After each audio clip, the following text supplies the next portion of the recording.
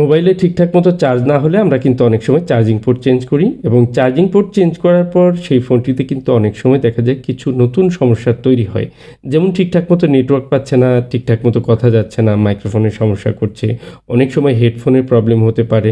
তো এই সমস্যাগুলো কেন হয়? চার্জিং পোর্টের সাথে আসলে অনেক কিছুই রিলেটেড থাকে, বিশেষ করে চার্জিংয়ের লজিক যেগুলো সাব পিসিবি থাকে, এই সাব পিসিবির মধ্যে কিন্তু মাইক্রোফোন থাকে। মাইক্রোফোনটি অনেক সময় লিকুইড গিয়ে কিন্তু একটু খারাপ হয়ে যেতে পারে। তখন কিন্তু সাউন্ড কোয়ালিটি অনেক খারাপ হয়ে যায়। অনেক ক্ষেত্রে একদমই কথা শোনা যায় না। এই সমস্যাটি কিন্তু এখান থেকে হতে পারে।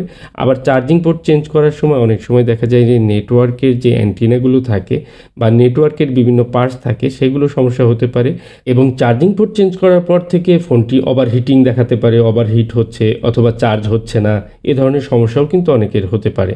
তো এই কারণগুলো হচ্ছে যে চার্জিং পোর্ট চেঞ্জ করার সময় আমরা যখন হিট দিয়ে কাজ করে থাকি, আশেপাশে অনেক পার্টস কিন্তু অনেক সময় ক্ষতিগ্রস্ত হতে পারে। দেখুন এখানে একটি নেটওয়ার্কের গুরুত্বপূর্ণ একটি পার্টস কিন্তু এখান থেকে উঠে পড়ে গিয়েছে। যিনি চার্জিং পোর্ট চেঞ্জ করেছেন উনি এই বিষয়টি জানেন না, যে কারণে হয়তো এই বিষয়টি খেয়াল করেননি এবং কি ফোনটিতে কিন্তু এখন নেটওয়ার্ক ঠিকঠাক মতো পাচ্ছে না। এই হচ্ছে সমস্যা এই ফোনটির। তো বিভিন্ন সময় আমরা বিভিন্ন সমস্যা কিন্তু অনেক সময় পড়তে পারি।